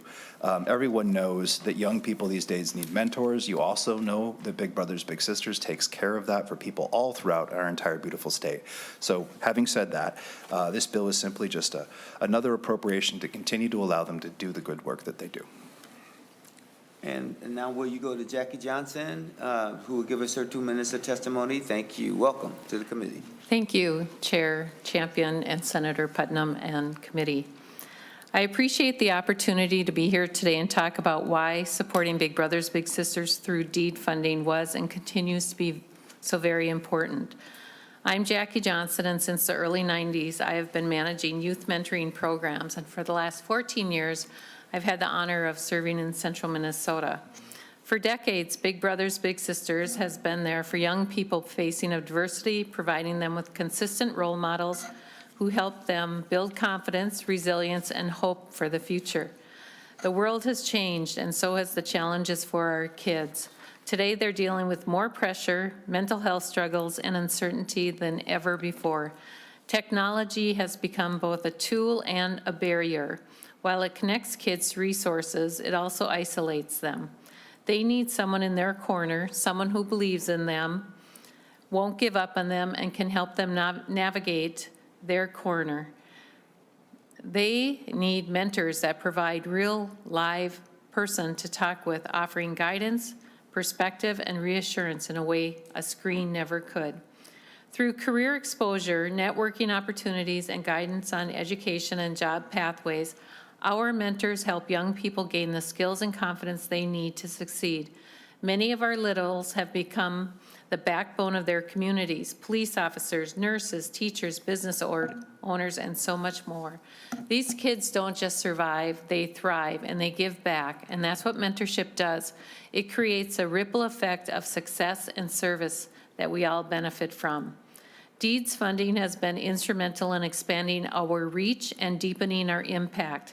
Because of this support, we've been able to increase the number of meaningful touches with our littles. We're checking in with them more, guiding them through tough years, exposing them to career opportunities, introducing young minds to the possibilities of post-secondary education, and helping them access scholarships to pursue their dreams. These just aren't nice extras. They're critical supports that keep kids on the path to success. Ms. Johnson, your time is up. Is there one last sentence you want to say before I go to the next testifier? That our organizations in Minnesota, we know what we're doing. We're award-winning across the country, locally. It is a wise investment and a prudent choice. Thank you. I'm going to go to Princess Awa Ada Kisab. Very close. Thank you very much. Good afternoon, and thank you for your time. It's an honor to testify in front of you all this afternoon. My name is Princess Awada Kisab, and as I testify in front of you all today, I'm the Vice President of Programs at Big Brothers Big Sisters Twin Cities. However, my story with Big Brothers Big Sisters started over 15 years ago. I was a little who was diligently matched with my big sister Sandy. I remember the nerves of wondering who my big sister would be, similar to the nerves I have right now. I recall being pleasantly surprised when we were introduced. I learned we shared many interests like baking, swimming, being outdoors, and show tunes. Beyond the things we had in common, my big was critical in challenging my growth, pushing me and supporting me to achieve my goals, big and small. My big helped me build confidence and trust in myself. Big Brothers Big Sisters showed me the value and the importance of relationships outside of my family.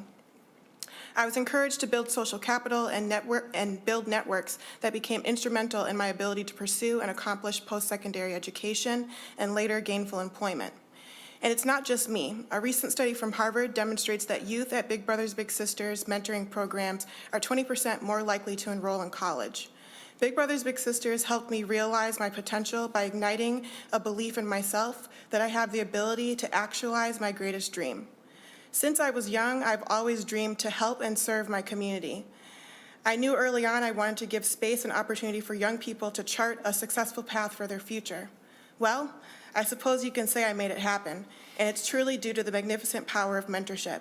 Today, I'm the Vice President of Programs at Big Brothers Big Sisters Twin Cities, and I'm so proud of the way in which we are able to support young people across the state, prepare for college and their future careers.